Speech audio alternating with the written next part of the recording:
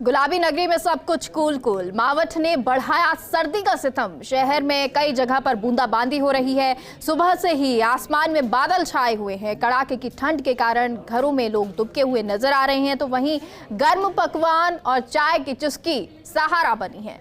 तो आपको बता दें, शहर में सुबह से ही जो मावठ है, बूंदाबांदी है, वो नजर आ रही है। और हमारे सहयोगी निर्मल जुड़ गए हैं। निर्मल, तो आज सुबह से ही गुलाबी नगरी में बूंदाबांदी शुरू है, सर्दी का सितम कह सकते हैं, और कह सकते हैं कई जगह तो लोग चाय की चुस्की, पकौड़े का जो लुत्फ है वो उठाते हुए नजर आ रहे हैं।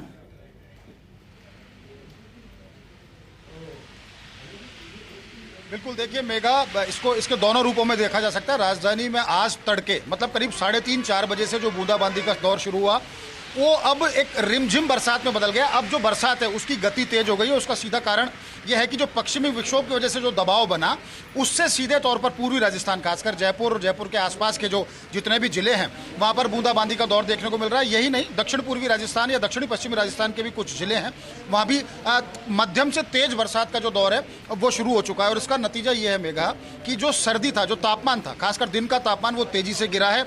और कहा जा सकता है कि दिन के जो तापमान में जो गिरावट है वो 3 से 4 डिग्री तक की दर्ज की जा सकती है। और इसका देखिए एक नतीजा और ये भी होगा कि हालांकि प्रदूषण में कमी आती है, जब भी बरसात होती है तो प्रदूषण में कमी आती है, तो निश्चित तौर पर एक फायदा ये है। लेकिन इसका नुकसान ये है कि पारा गिरने के साथ साथ जो लोगों की दिनचर्या थी वो निश्चित तौर पर प्रभावित होगी, और जो सर्दी का जो प्रभाव था वो ज़्यादा देखने को मिलेगा। लेकिन इसका जो सबसे पॉजिटिव एस्पेक्ट है मेघा, वो ये है कि जो रबी का सीजन चल रहा है, लोगों ने सरसों की तो बुआई कर चुके थे, लेकिन गेहूं की बुआई का दौर चल रहा है। तो गेहूं का जो रकबा है उसके लिए निश्चित तौर पर फायदा होगा। जिन्होंने नहीं बोया है, जो अगेती फसल बो चुके हैं, उनको फायदा होगा। और जो पछेती फसल बोने की तैयारी में थे, वहाँ निश्चित तौर पर उनके खेतों में पानी लगेगा इस मावठ से, और गेहूं का जो रकबा है वो बढ़ेगा। गेहूं की जो बुआई है वो तेज हो जाएगी और इस पर निश्चित तौर पर किसान को फायदा होगा। लेकिन जो सबसे बड़ा इम्पैक्ट है वो ये है कि कोरोना का देखिए दौर चल रहा है। ऐसे में जब मौसम बदलता है, बरसात तेज होती है, सर्दी बढ़ती है, तो निश्चित तौर पर कोरोना का प्रभाव भी पड़ता है। तो फर्स्ट इंडिया न्यूज़ के माध्यम से हम हमारे दर्शकों से भी अपील करेंगे कि वो सोशल डिस्टेंसिंग का पालन करें